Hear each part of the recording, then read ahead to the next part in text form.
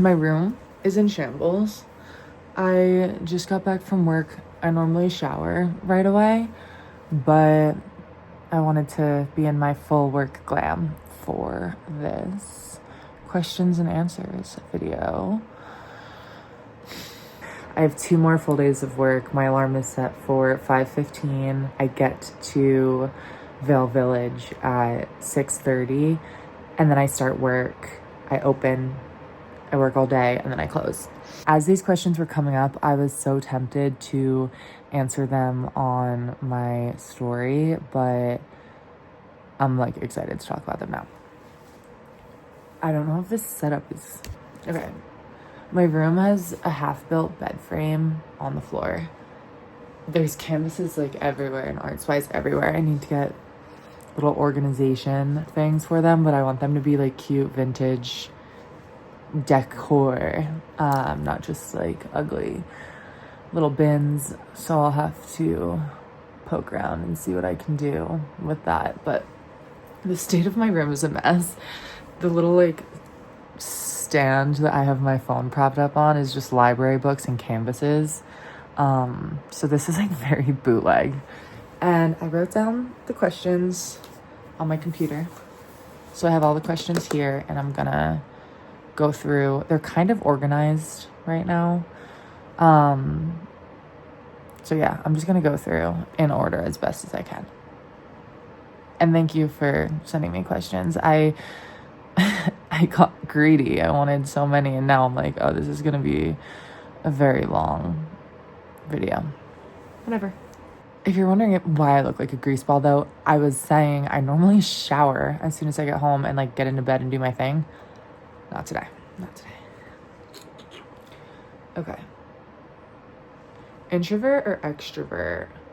I would say I'm definitely extroverted. I get like energy from being around people, but not in the sense of like going out. Like I don't need to be in a bar or in a public place to recharge, but I do need some sort of like human interaction, or with roommates it's nice. Like I've lived alone and I would get like agoraphobic and not leave my apartment for days, and I wouldn't see people for days, and it was like really draining. When I'm at my parents' house, my brother is the type to like hang out in his room, and he's an introvert, and that's how he recharges. I like to hang out on the couch. I have my headphones in, I'm like doing my thing, but I like to see movement and be around people and feel connected. I've always been that way. I've always been like wanting to hang out with friends 24/7, As I've gotten older, I feel like I can spend more alone time. Like that battery stays, and I actually sometimes like to go be by myself just to like take a breath and reset. But I wouldn't say I recharge by myself, if that makes sense. And when I'm by myself, I'm honestly like doing things. So like little hobbies. So I feel like that's an activity and not so much like recharging, but I do like want to do my activities. Like I look forward to it. And I was just thinking today, like if I were to get in a relationship, that would be hard to give up my activity time. Like I would want to paint by myself and draw and read and do social media and not be with someone 24/7. Old me wouldn't feel that way because I had no hobbies and nothing to do with my time. I'm pushing this back a little. Honestly, do you want to know why I'm pushing it back?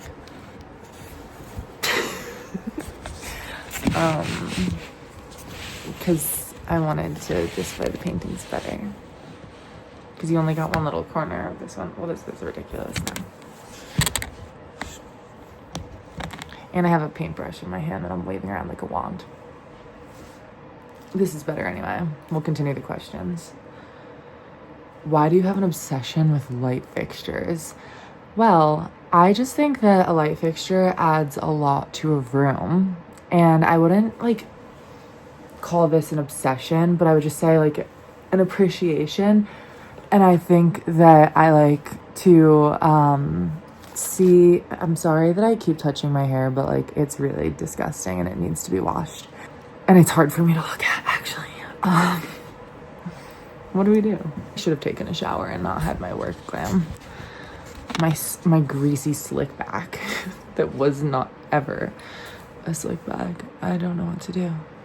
This is how you're getting me, unfortunately. Obsession with light fixtures.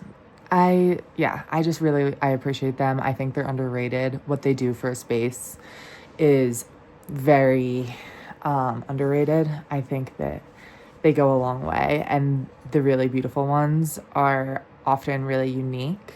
So I think that's special. And I like seeing how people like design a room around a fixture. I think it's peak creativity and design. But what do I know? Do you have any arches?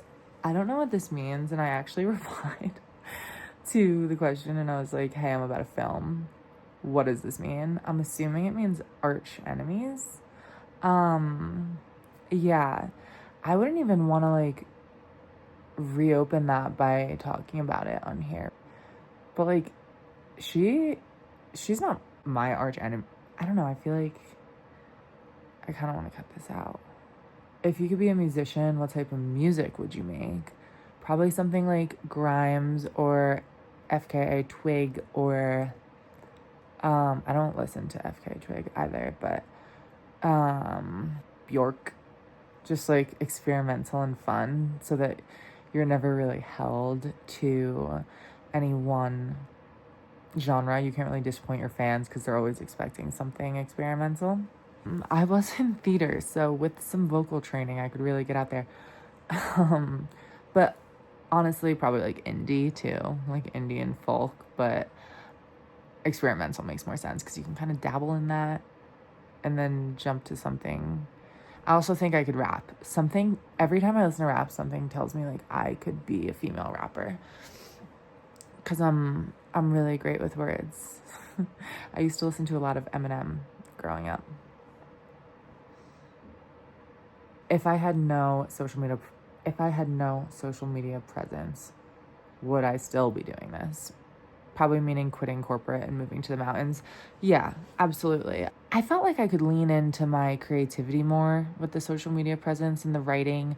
I got a lot of positive affirmations from strangers that I would get from my parents and from friends and from teachers who had read my writing, and I knew that I had a strong voice and I loved texting, and like I think that my writing voice comes from my texting style, and I think that when an audience started to recognize that, I became more confident that the quiet dream that I had to write or to live a more creative life seemed more realistic. I think building a social media presence is kind of important to marketing yourself these days. I think that many creatives have to get on social media, even people who aren't directly like selling themselves, but if they're selling anything, I think that social media marketing is so huge. So that, of course, is a factor no matter what. I'm not living here with like social media money. It's honestly a hobby at this point and like a way to connect and share a message and to experiment creatively and to have fun with it. And I enjoy doing social media, but like I don't think it's helping me here in like the physical sense, and I really care about pleasing my parents. Honestly, my parents were like hard to convince when it came to quitting the job. I kind of had this whole 1, 2, 3, 4, 5 year plan that I laid out for them, and I was really grounded in the conversation, but it was like, these are my dreams, and like I want to chase my dreams, and I want to have this living situation. That was like the second phase of it. I want to have this living situation because it facilitates like fun and like slowing down and prioritizing my mental health and doing something different. There's never going to be a what if, and I think that I knew, my friends knew, and my family knew that if I didn't do this, there would always be the what if. So, but yeah, I do think I would do it. I got really tangential with that answer. I do think I would still make this move. I think it's important to move in your 20s. I think it's important to move in general. It puts you out of your comfort zone. You have to like lock in. It's an emotional process. You have to be like an individual and like hold yourself accountable. I think that it's unlike any other experience. So it's just a good thing to do as a human being, to stretch yourself. We're at such a point in time where it's so easy to move, easier than ever.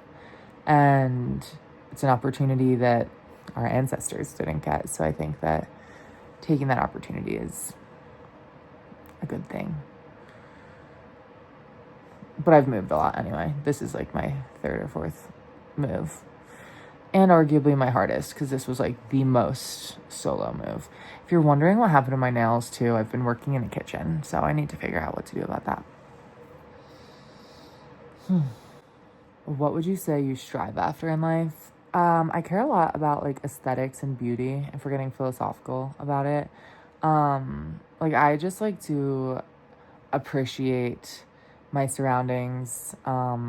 I am striving to really live life to the fullest, and that sounds so like cliche and like a not real answer, but I want to like travel and try new things, and I want to have goals that I chase after. Ideally, I meet them, and if I don't, then I'm living life to the fullest in the way that I'm experiencing disappointment and failure, which I've experienced. I'd like to experience positive things. I strive after comfort, and I want to be able to provide comfort for my friends and family in all senses of the word. Like I want to be at peace enough with myself to where I can be a comforting person to someone else and like lend a hand to someone else. I want to be comfortable in my living situation because I can afford to set myself up comfortably, like by my definition. I hope to bring like joy to others and to experience joy and peace. Honestly, I don't really feel like having like a roller coaster chaotic life. I used to chase like that party girl chaotic vibe. Like I really wanted that, and I thought that that was like the coolest, best way to live and so iconic. But I've now kind of reprioritized like what a good life means. And I think I touched on that. So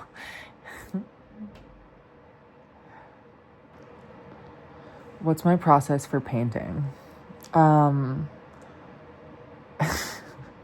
I just get the canvas, honestly, and I am very colors based. So like whatever color I'm feeling, I do that. The motions you'll see up close are very like repetitive, and I am very intuitive with it, and I'll bring colors across the canvas and like define areas and bring forms and shapes and like gradients into it as I go.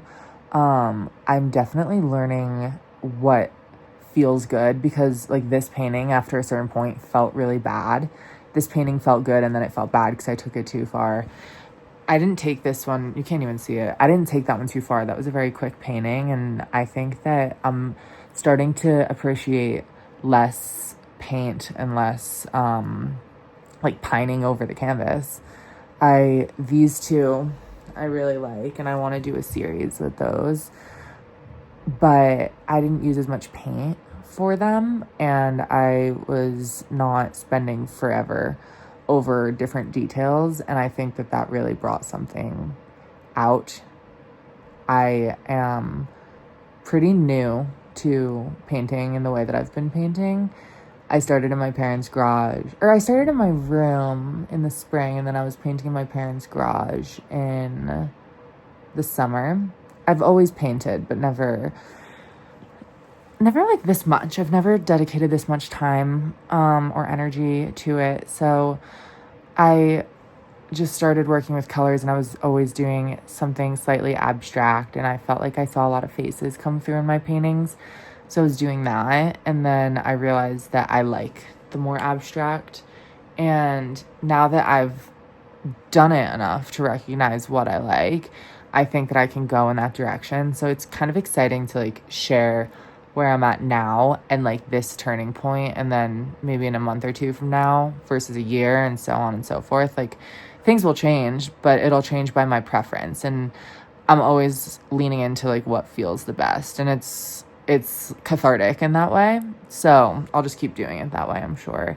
Unless I get really sick of abstract painting, and then I'll reevaluate. But it is pretty intuitive, and I don't paint. Oh, another thing, I never leave it in a place where it's like hideous. Like if someone walked up into my room and saw it, or if someone was in my parents' garage, which often was the case, like it was never like totally like what the fuck, because I just couldn't step away from the canvas until it just looked all right enough. Anyway, who are my favorite writers? I don't actually have favorite writers. I'm trying to expand my palette with like more literature, which I think I've been running into some more buzzy books that aren't really in the genre that I want to be reading, because right now it's more of like an education that I'm after, honestly, like to be able to answer a question like this. And I was never like super big into literature, honestly. So now I'm trying my hand at that so that I can be a little bit more informed and cultured and worldly and understand perspective. And as I'm trying to write myself, I want to have a background in really like in writers that are part of the canon. So yeah, I'll have an answer eventually, but I don't have an answer right now. If you had to make a recipe for yourself, what would make it authentically you? I think my silliness and my candor.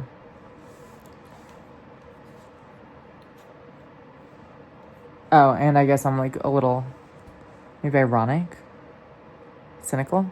I don't know. There's something a little twisted in there. But I would just say silly or unserious. You're getting me on a low brain day. And I have to make my bed frame after this, which kind of sucks. What do I do for work? I'm a club attendant at a mountain club, Vail Mountain Club.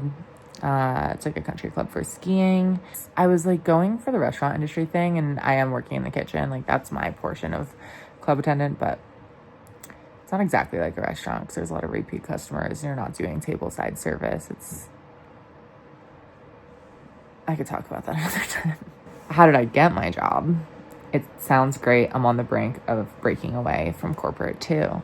I went to Vail Mountain Resort's website and applied to every single job on the job board, and I prayed that the best case scenario would work out, and I got an email from this job, which was arguably the best position that I applied for, and like one of the better mountains. I just wanted to be out west, but I also applied to mountains on the East Coast, and that was that. But Epic Resorts, I'm sure, has a similar job board, and if you just want to get into the restaurant industry, culinaryagents.com is a good way to apply, or just showing up places with your resume, because low-key, I think like the service industry, they always kind of need help. There's turnover. But yeah, breaking away from corporate feels good. It definitely like you use different muscles, if that makes sense, and you get to like have a different perspective. It's also character building because I'm covered in dirty sink water all day, honestly. So, what's your financial situation? Mommy's money? ? I just love this question because it didn't ask daddy's money. I am financially independent. My parents helped me with the flight home. Things like that. Like, I'm financially independent, but like as far as family stuff goes, like seeing the family on Christmas and helping with Christmas gifts, my parents help out. Anytime I'm like home, we all go out to dinner together a lot.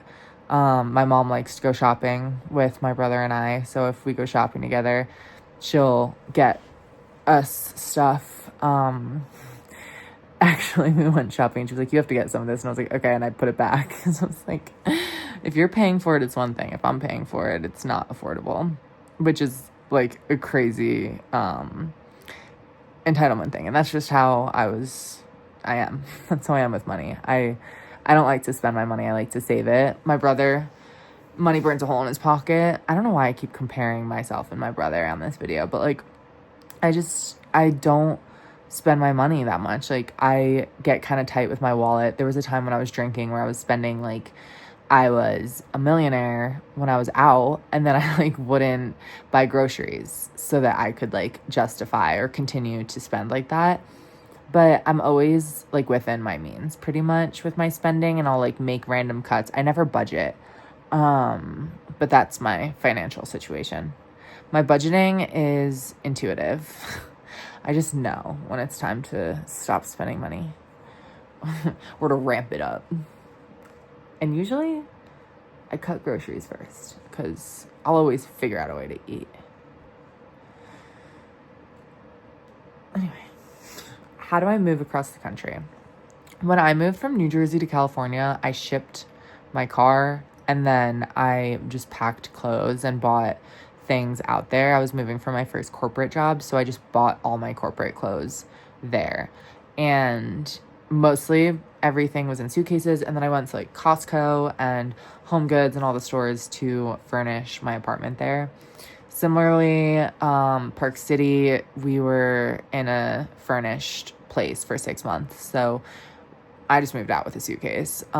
Here, I just moved out with a suitcase. My parents have shipped me some things. I'm going home. I'm going to get more stuff. And then I'll bring it back in a suitcase. But I've bought everything on, like, Amazon. You'll realize when you get to a new apartment, like, what you need first, what you need most. And then you'll prioritize that. And it kind of, the budgeting and decorating and all of that kind of happens in layers. And as much as I love to move all in one swing, which was kind of how I did in New York with my parents' help, like hanging things the same day that we moved in, that's just not going to happen if you're moving across the country unless you're moving into a furnished spot. So I think just giving grace and bringing your most important items in a suitcase, and it's expensive and it's stressful. But like Facebook groups are amazing for finding roommates, and honestly, Facebook Marketplace is great for finding furniture. This video is not sponsored by Zuckerberg, but yeah, it's doable, but it's not glamorous unless you have the money, and then you can make it as glamorous as you want. Girl, how do I get a Raya? I gotta know. You have your friends recommend you, and then you pay money once you get accepted, and you realize that the user interface sucks, and the app doesn't make sense, and it shows you people from across the world, assuming that you're all just gonna fly to each other and get married, and I really don't like Raya as an app. I just don't, but I'm honestly on it for networking purposes. I never really got asked on any Raya dates now that I think about it. It's literally just like a follow for follow app for me. My friends have gotten dates from Raya, but I just, yeah, it's not all it's cracked up to be. How did you find your personal clothing style? So my mom held on to all of her clothes, like vintage, and just like never has gotten rid of anything. So my whole life, she's like passed me down things, and like we've shared a closet for the most part. And funnily enough, I think she has been on every trend and she kept all the stuff. So I was always a little bit ahead of the trend, like not in a cool way. I was wearing the jean jacket in high school before that was a thing. And my friends and I went to a party, and I was wearing a jean jacket, and I got made fun of by the guys for wearing it. And I think that people always thought I had questionable, like funky style because I was wearing so much of my mom's old clothes. Not to say that she wouldn't take me shopping too, but we were kind of shopping for her taste rather than mine. So I ended up like not wearing a lot of my clothes and then cycling back and wearing them later. But I think that I lean towards kind of more like plain and classic, because being super girly and hyper feminine for some reason makes me feel insecure. Wearing things that are too short makes me insecure. Showing too much skin. Even when I feel my most confident in my body and my looks, I feel better when I'm a little bit covered up. I also really like textures and layers, and that influences my style, I think, a bit. Color too. I like playing with color, and I wish I was even more experimental than I am, but like I said, I think I lean a little bit classic. I think that's influenced by my mom and just like the traditional values that she has and that she encourages, and she discourages super trendy dressing. And I like mentioned before that I'm a people pleaser for my parents because I'm the oldest daughter and I want to be perfect. So yeah, I like to be a little bit playful with my outfits, like nothing too crazy or risque. Maybe if I had more money, I would take bigger risks too, but I just don't invest in clothes like that are part of a trend cycle or that are super loud. I try to wear things or buy things that I could wear multiple different ways. So it's honestly just like practicality. Like I try to be as practical as I can. Oh, and like wearing things that could go day to night. My hair is really bad. Yeah, we're fixing this.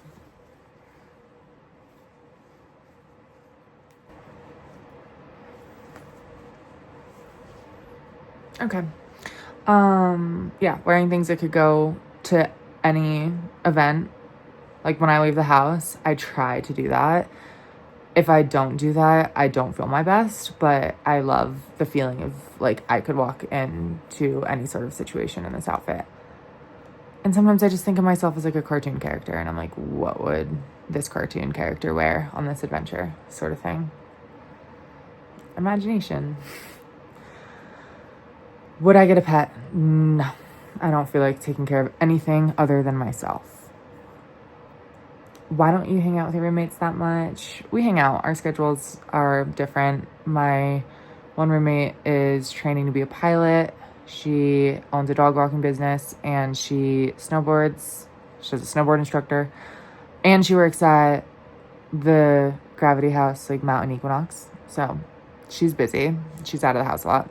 My other roommate works at a hotel.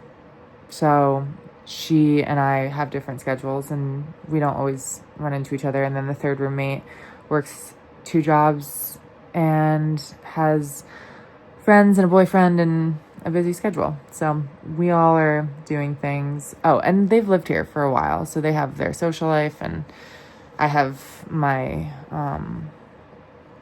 my life. And sometimes we go on road trips and run errands together and it's fun, and we'll hang out in the kitchen when we're all here and chit chat in passing, and it's fine and good. And we love it. Living, laughing, and loving in the apartment. But just not always together. Is it good to have some superficial friends if you prioritize your close ones? Yeah. I think it's healthy and balanced to have friends for different reasons. I think if you only had close friends that you expected to be your everything friend, there would be a lot of pressure, eventually a lot of disappointment. You're going to go down different paths in life where you collect different friends, and that's a good thing. And you can't expect every friend to be your closest friend, but they can still be a good friend. And I think just setting those boundaries for yourself and understanding how much you're willing to give of yourself in a friendship, how much you want or need from a friendship. If somebody is not fulfilling your needs and you want them to, they're probably not the right friend for you. And you can't really get mad at that, in my opinion. You just gotta like get out of there, go make some new friends, or be okay with just having the close friends. But like if you're willing to engage in superficial relationships yourself, then I think that's like a perfectly good thing to do. Yeah, it's just like knowing yourself and what you want out of your friends. What kind of friends you feel like hanging out with each day. Don't gotta hang out with everyone all the time. Sometimes you don't see your closest friends as much as you see your superficial friends, and that's okay. what hobby should I pick up in 2026? Something active or something creative. And there's so many creative options. I actually think I would say creative first. The reason I said active at all is because apparently it keeps you looking and feeling nice and young. And in the mountains, I've been noticing a lot of old people who are doing stuff that old people back home are not doing. Like, they're aging back home, and here they're going skiing, and it's actually really cool. So I might try to get more active myself. I'm like moderately active, moderately outdoorsy, and I think I should ramp up on the activities so I could be young and fresh forever. And then the creative stuff is just like really healthy to express your emotions and have an outlet and be proud of something when you're completed. Yeah, I think creativity comes in so many different forms. So I don't think that you should like buy all the nicest stuff and jump down one path. I think it's fun to like try different things and see what you want to reach for the most, or have like multiple creative outlets and be able to like pick and choose so that you're really never bored. That's what I learned how to do. It's a new thing for me, by the way. I wasn't like hobby extraordinaire. When I was first getting sober, my dad was like, you have to get a fucking hobby. He was like, this is pathetic. And it was a little bit, but you live and you learn. There's a lot of dating questions and I'm running out of time. Have you ever tried dating apps? How do you feel about them? Yeah, I've tried them all. When I was in college, all my friends got on Hinge, which is silly because it's like you're in college and that's the time and place to meet people in person. And I got FOMO, so I got onto the apps. It was like window shopping and it continued to be that way. And I just always felt like it was really awkward and strange and like blind dates and creepy, and you're meeting up with strangers. It's literally blind dates with a stranger. You don't know anything about them. No one has vetted them. No mutual friends. I don't know about that. I don't think I like that. And I never did. And I never probably will. Yeah. Situationship experiences and how to fully move on from one. How to fully move on from one is a hard one for me because I love rosy retrospection and just romanticizing the past, or like stewing or wondering if someone's still thinking about me. I just like get entertainment from that. It's such a bad habit. I wish it wasn't the case, but my situation I haven't really dated much since I got sober, and my situationship experiences were so drunken. Like, it was playful and fun, and I think that I wanted like validation and someone to hang out with and spend time with and sleep with, and someone to talk about with my friends, like, oh, so and so said this, or I had this experience. And I think it was just like a wanting to participate in the culture and in the conversation and to have my own thing to say. And I was always like disappointed. I either didn't like their personality or didn't like spending time with them or wasn't really attracted to them. And I just stayed with them anyway because they were there. And that's like not how it should be. And I think when you prioritize like what I was prioritizing, which is like validation and a companion over like what's important in a relationship, then you wind up in situations that I was in where it's like sometimes catty endings or like hurt feelings or resentment because it's obvious that it's just like not that serious. And I don't think that any of my situationships were meant to be relationships. And I'm actually like looking back, I'm very grateful, but probably at the time I wanted that just for the same reasons, like to be able to participate in the conversation and say I had the experience, to have the validation. It was never like I was really romantically like in love or passionate about any one person. Maybe like in college once or twice, but again, like in retrospect, our personalities were really like not compatible and our lifestyles weren't compatible, our values, like all the things. The relationship would have never worked out. So I think just from like my advice, it's time and like reflecting from a more mature place and being able to say like, this would have never worked out, even if we were together. I think that kind of helps with like moving on and the what ifs. And sometimes things just like never get real closure, and that's okay. You could use your imagination, or you could just like be okay with the nothing. One guy from college keeps coming back. I think it needs to end for good. Oh, that was the same thing. It probably does need to end for good. If you think it needs to end for good, it definitely does. Just do it. Rip the Band-Aid off. Be alone. Tell us more about your dating life, your type. Do you have a crush right now? Dating life right now is non-existent, but honestly, in the past, it's always been like when someone approaches me and like makes a move or like tries to be with me, and I'm like, sure, it's been a minute since someone did that, and over again, that was just the way. Basically, like, my dating life, if someone makes a move on me, I usually will consider. I just don't like to make the first move. I don't like dating apps. I don't like going on dates. So like bold moves is usually how my situationships and relationships start. And a little bit of pressure, because I am a little bit awkward and avoidant once things get romantic. I'm not sure why. It's probably like childishness and insecurity. So yeah, bold moves. That's how my dating life starts. My type. The type of guys that I've dated haven't been in any one category, looks wise. And I think my type is like lean, like athletic build, lean. I don't know. I'm not super like particular. I know when I'm attracted to someone, like physically, the way they look, but it's not just like one type. It's more of like a aura. My type is aura. And do I have a crush right now? No. I don't know anyone. Who would I have a crush on? Could we get some past lover lore? Maybe in another video. Dream wedding would be traveling somewhere with close family, having a few days, doing a little ceremony, and then going on like a really long honeymoon instead of having a big wedding. You'd be stalking your ex or moved on. I stalk everyone, not even just my exes or ex situationships. I'm just stalking. I'm just out here stalking. It's fun. I don't know why. I'll get like fixated on a person for like a few weeks, and then I'll get bored of them and move on to someone new. Yeah, it's a hobby actually. It's one of the hobbies that I would suggest that you pick up, is just stalking random people on the internet.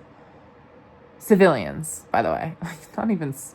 I wish I could say I was stalking celebrities. I'm just stalking randoms. How many rock bottoms do I need to hit before I should become sober? That's up to you. It just depends on like how much you're willing to keep doing, because once you hit this rock bottom, then it's actually lower, the next one. And it's like, how low do you want to go? And like, how much can you withstand? And that's up to you. What was helpful for me in early sobriety? All my friends still included me in plans and like invited me out and were like conscientious of the fact that I wasn't drinking like alcohol and that I was sober when they were with me. I hung out with a lot of my friends who were normal drinkers. I went out to dinners. I went out dancing with friends, and that made me feel good and included. And they all knew I was sober, so it's not like I was tempted to drink. It was just like an outlet, way to go out and participate in the culture. And then I started reading and like leading into more like solo activities. I started going to museums and galleries alone, and it was really empowering. Then I also was going to AA meetings, honestly, mostly in my early sobriety, and now I just kind of go as needed. Those were very helpful for me. It felt like a little secret underground meetup. It was cool, and everyone just like is really honest about their emotions and experiences and the way they view the world and sobriety, but like even more than just sobriety. It's honestly like the most beautiful experience to like participate in a meeting. And they have all kinds of meetings for all kinds of problems. So it's not just AA. It's like similar nature, I'm sure. But that has been very helpful for me. How to tell friends you might want to try being sober. Just tell them. Some people just stop drinking and don't tell anyone. I know a few girls who did this and no one notices. They're thinking about themselves. You just like play it coy and act like you're drinking, like whatever, and don't switch up your behavior or anything, but like no one's gonna bother you. And if it's like a shot, you'd be like, no, not right now, whatever. There's like ways to get around not actually telling them until you're ready and just like stopping drinking quietly. But I think it's super helpful to just say, like, I think that I would be better off. Like, I want to focus on XYZ, so I'm going to stop drinking. And that's enough. But you don't need to give anyone, like, a real excuse. You could just say, like, I've had enough, or, like, I'm taking a break. And you can take a break for, like, 10 years. And, like, 10 years later, the break's still going. How to stay motivated despite it all. I have goals that I set for myself, like, long-term goals, not short-term goals, but like way in the future. And I'm always like, would that version of me that's attained all the things that I want and has the life I want, would they be doing X, Y, or Z? Like, would they be sitting down, or would they be going and running their errands? Like, whatever the thing I need to motivate myself to do is. And then I kind of am propelled to do it, because I'm like, fuck, my whole future depends on whether or not I get up and brush my teeth and put in my retainer right now. How to be brave enough to live a fulfilling life. I don't know, just like, don't accept less and start journaling a lot. Don't accept like behavior. Your standards just got to go like that. And then you got to be pretty strict with it and be bitchy about it and be like, I won't take this. But also like manifestation journaling and like visualizing and actually like thinking about, as I mentioned, like the steps to get somewhere, that really helps. And I think a study was done with like visualization journaling where it improved confidence. Can't hurt. What are my religious beliefs and views? I believe in a higher power and I pray. I use the word God, but there were times in high school where I was like, do I want to become Buddhist? I was like, no, I don't want to stop drinking. But I want to learn about spirituality. So I was reading like Eckhart Tolle books, and I feel like the language around God changes by religion. It's like, and I think the elephant theory too, like 3 blind men touching an elephant, in the ears, the nose, the legs, the tail would all describe a different animal, but it's an elephant. And I think that's like a great way to describe how I look at God. I do think it's the universe. I was listening to some Abraham Hicks over the summer, and I believe that too. I'm very, anything like positive that improves my quality of life and my perception of life and that makes sense to me, like where we go after, like energy is forever. So I just think it's like in different forms. I also love to believe the woo-woo stuff of like multi-dimensions, and I don't have any like rooted, grounded belief system. I'm just like excited to believe. If I could go back and live any previous year, which would it be and why? I don't know. I wouldn't necessarily change anything in 1 year unless I could go back and relive my whole life and like make better choices and stick up for myself more and be more confident and independent and all those things. I think that I would want to go forward and live in a future year. But if I had to go to a previous year, probably like some high school or college year where I had the least amount of trauma.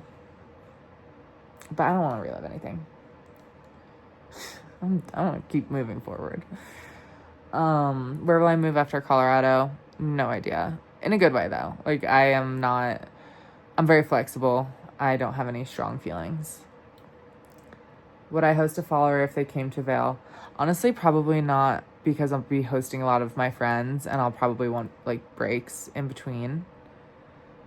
But I'd be like, what's up? Let's go. Do something, maybe. Let's race. Okay, this is my last question. How are you so confident sharing everything online? It's empowering to be in control of your own narrative, and it's fun. And I like talking and I like sharing. I think it's fun and funny, and I like connecting with people, so I get like the positive reinforcement to keep doing it.